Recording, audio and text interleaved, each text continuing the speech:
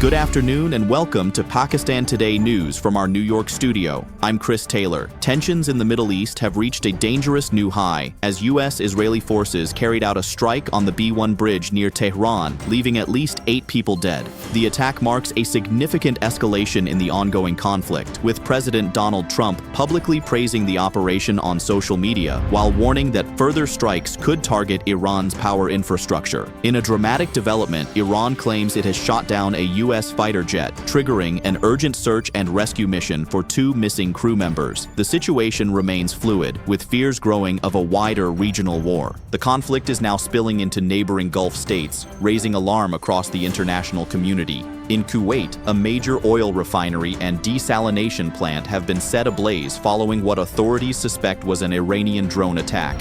Meanwhile, the United Arab Emirates has confirmed intercepting dozens of incoming missiles and drones. The Gulf Cooperation Council has called on the United Nations Security Council to take immediate action to safeguard critical shipping routes and prevent further destabilization of global energy supplies. Turning now to Southeast Asia, Myanmar's military ruler, General Min Aung Hlaing, has been officially elected president by a pro-military electoral college. Securing an overwhelming 429 votes, the move effectively cements the junta's grip on power. However, international human rights organizations have strongly condemned the election, describing it as a staged process aimed at legitimizing military rule under the guise of civilian governance. For more on the global impact of rising tensions, we go to our Islamabad correspondent, Sarah William. Thank you, Chris. Here in Islamabad, officials and analysts are closely monitoring the rapidly escalating Middle East conflict, particularly its implications for Pakistan's economy. With global oil prices surging, there are growing concerns about increased import costs and pressure on foreign reserves. Policymakers are also watching diplomatic developments, as regional instability could affect trade routes and energy supplies.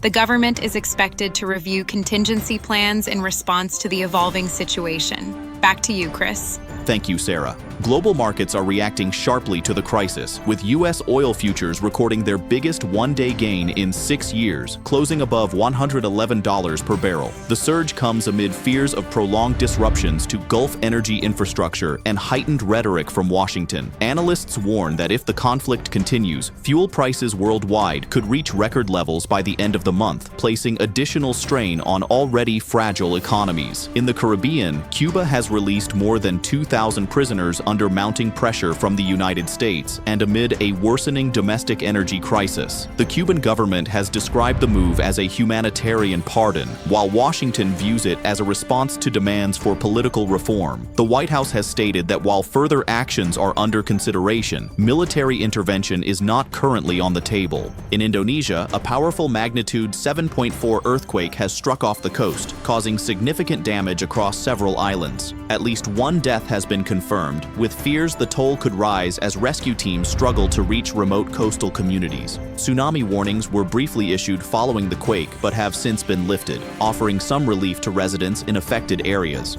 Meanwhile, in China, authorities have launched a serious anti-corruption investigation into Ma Xingrui, the former party secretary of Xinjiang. He is the 3rd senior Politburo figure to face scrutiny in recent weeks, signaling an intensification of Beijing's internal disciplinary campaign. Observers say the move reflects ongoing efforts to consolidate power within the Communist Party's leadership. And finally, in Islamabad, a notable moment of cultural diplomacy between Pakistan and Romania.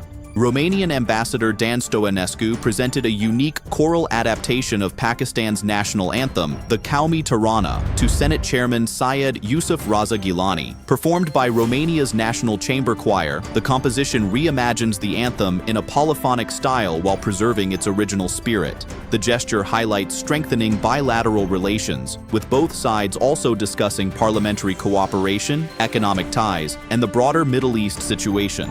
That's all for now. You're watching Pakistan Today News. I'm Chris Taylor.